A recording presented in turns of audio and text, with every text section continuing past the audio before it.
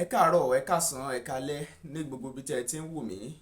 Ìyẹn bó bá jẹ́ àárọ̀ lẹ́wà, bó bá jọ̀sán lẹ́wà, bó bá sì jálẹ́ lẹ́wà níbi tí ẹ ti ń wò mí. Tèmi tí ń tòótọ́ ọdẹ òdùnbí. Mo ní má bọ̀ wá fún yín ni lórí ohun tó ń ṣẹlẹ̀ lọ́wọ́ ní ìpínlẹ̀ Ọ̀ṣun.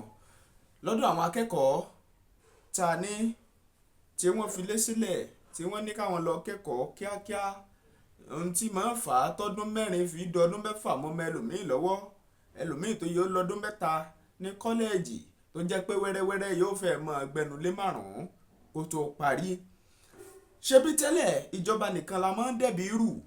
Ìjọba la sọ wípé ó ṣe báyìí, ó ṣe báyìí, ó ṣe báyìí. Lóòótọ́ ìjọba wọn ní ibi táwọn náà ti ń dìlé àwọn akẹ́kọ̀ọ́ yìí.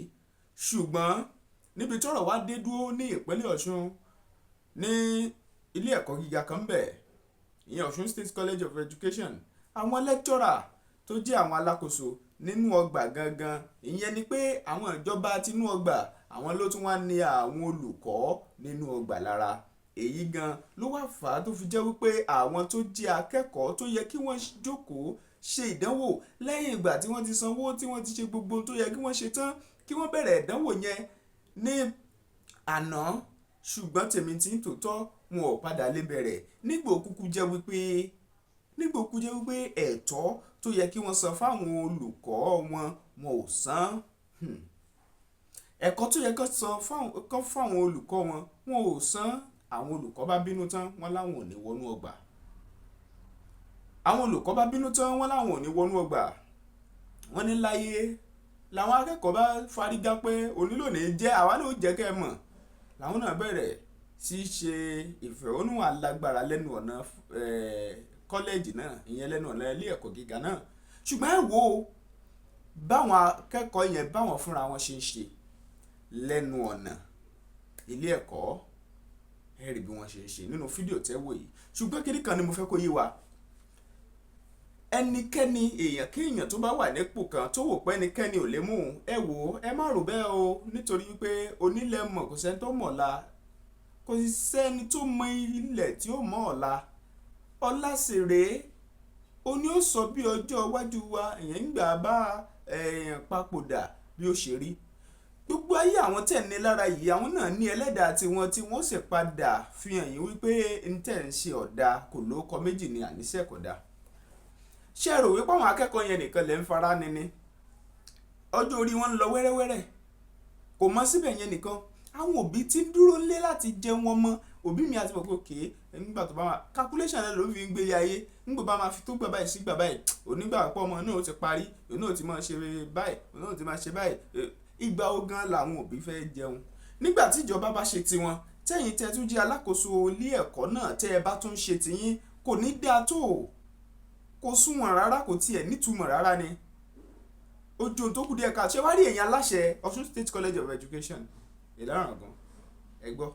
Ṣé rí bẹ́ẹ̀ bá lẹ̀ ní ṣe tó tọ́ yẹn? Bẹ́ẹ̀ bá lẹ̀ ní ṣe tó tọ́ yẹn, àwọn àrọ́mọdọ́mọ yín ò jẹ́ ń bẹ̀ o. Àwọn àrọ́mọdọ́mọ yín ò jẹ́ ń bẹ̀ o, torí àwọn akẹ́kọ̀ọ́ tẹ̀ ń wò yìí ẹ mọ̀ọ́mọ̀ kàn ń fìyà jẹ wọ́n ni. Kò sẹ́ni náà tínú rẹ̀ ó dùn kó wọ́n máa strike sá, kí wọ́n máa ṣe gbásá, kí wọ́n máa yanṣẹ́lódì sá, kó sẹ́ni tínú rẹ̀ ó dùn. Ẹ̀yin sílẹ̀ wà nígbọ̀nù ilé ìlọ́tẹ̀ yìí, ẹ̀yin lẹ̀ dá àwọn olùkọ́ lóhùn torí gẹ́gẹ́ bí ìsọfúnni tó tẹ̀ mí lọ́wọ́. Ẹ̀yin lẹ̀ dá àwọn olùkọ́ wọn lóhùn kí wọ́n lè jẹ́ káwọn ọmọ ọlọ́mọ ó ṣèdánwò. Ẹ wá àsìkò tá a wà yín sìn, ó yẹ kí wọ́n ti ṣe wẹ́rẹ́wẹ́rẹ́wẹ́rẹ́ tí bá ti yá tó bá tún yá. Tìjọba náà tó dé, àwọn akẹ́kọ̀ọ́ àwọn olùkọ́ tó ní ẹ̀wọ̀n sanwó oṣù fáwọn o, kíní kan o, èèyàn náà tún wà ńbẹ̀. Wẹ́rẹ́wẹ́rẹ́wẹ́rẹ́ ọmọ mi ò gbóyún. Wẹ́rẹ́wẹ́rẹ́wẹ́rẹ́ ọmọ mi yóò lọ kan àgbákò níbi tí ò yẹ kó ti kàn nígbò bá jẹ́ wípé ọwọ́ tó bá dilẹ̀ ń lè ṣú bẹ̀ lọ́wọ́ ẹ. Ọwọ́ tó bá dilẹ̀ lè ṣú bẹ̀ lọ́wọ́ ẹ. Kò wá mọ síbẹ̀ nìkan. Àwọn èèyàn kan tún wà táwọn èèyàn ò tiẹ̀ kí ń fojú sí lára. Ẹbí wípé àwọn èèyàn wo. Ṣé mọ̀ wípé nínú ọgbà a máa láwọn oríṣiríṣi àwọn èèyàn náà tí wọ́n ń ṣiṣẹ́ nínú ọgbà tó yẹ pé ibẹ̀ gan-an lọ́nà àtijẹ wọn wà. Bí ilé ẹ̀kọ́ bá ti ṣí báyìí, inú wọn gan dùn nítorí pé ibẹ̀ lọ́nà àtijẹ wọn wà. Ibẹ̀ sì làwọn náà ti rí tọ́rọ́ kọ́bọ̀ táwọn náà fi rọmọ nílé ìwé o. ibẹ̀ náà làwọn náà ó ti wò pé òkè nǹkan báyìí ló tún kù nígbèsí ayé àwọn táwọn fẹ́ ó sì ń lọ gan lójoojúmọ́ gan ṣó sì ká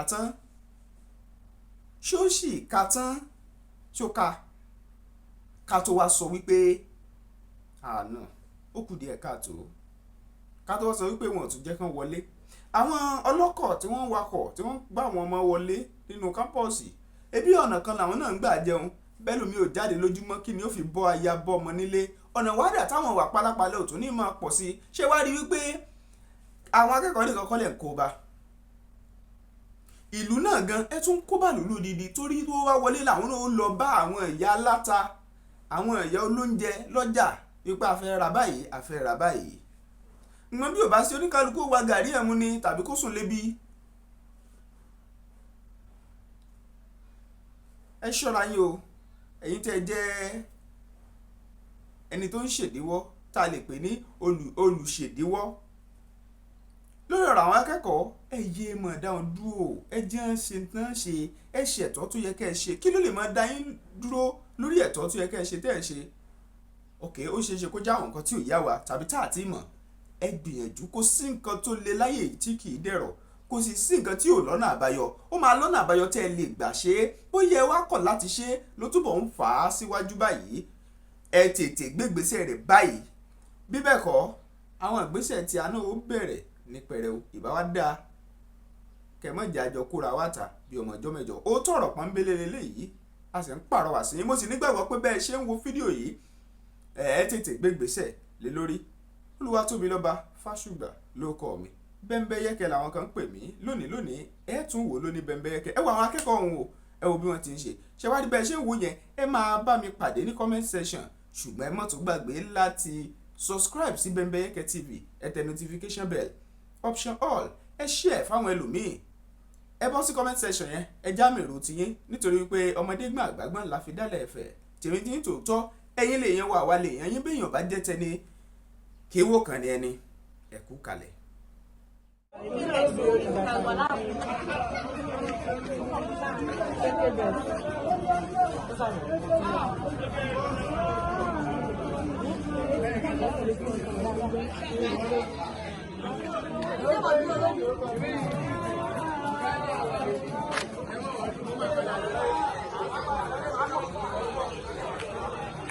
Yáwájú skul mọ́.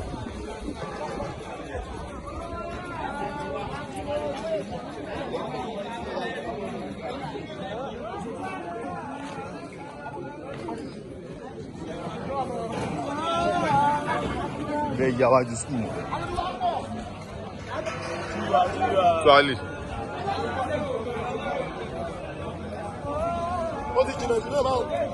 Bẹ́ẹ̀ ya oríwájú skul mọ́ ni.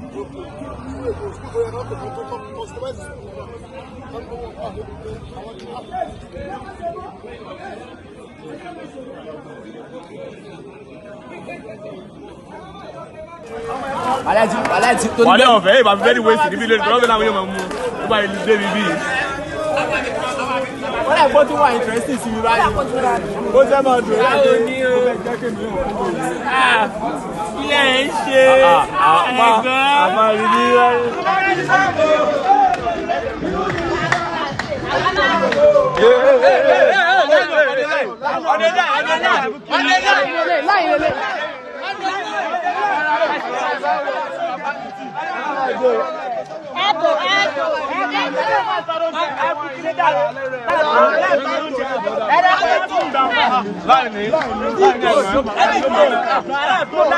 ó yẹ máa búrọ́ àgbà yẹn.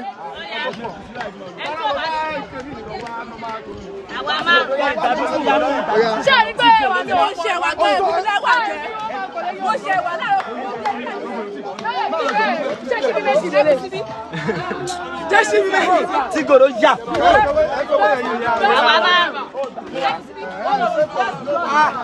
Ojú kìíní.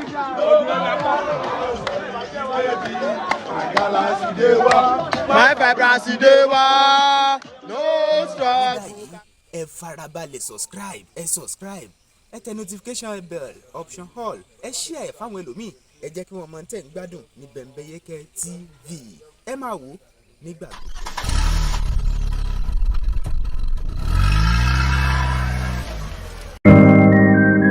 Fash Express Logistics Services has gone far, even beyond your imagination, to serve you better in Ibadan and beyond. The Fash Express Logistics Services has proven integrity to make you get whatever you want, wherever you are, and whenever you wish. Our services include global and local courier services, e-commerce, express delivery, pickup and delivery, and a lot more. Your convenience and safety of your parcels and luggages are so paramount to us. For further inquiries, please call the Fash Express Logistics Services on 0906 727 0530 and 0805 467 5088. The Fash Express Logistics Services. Your convenience is our priority.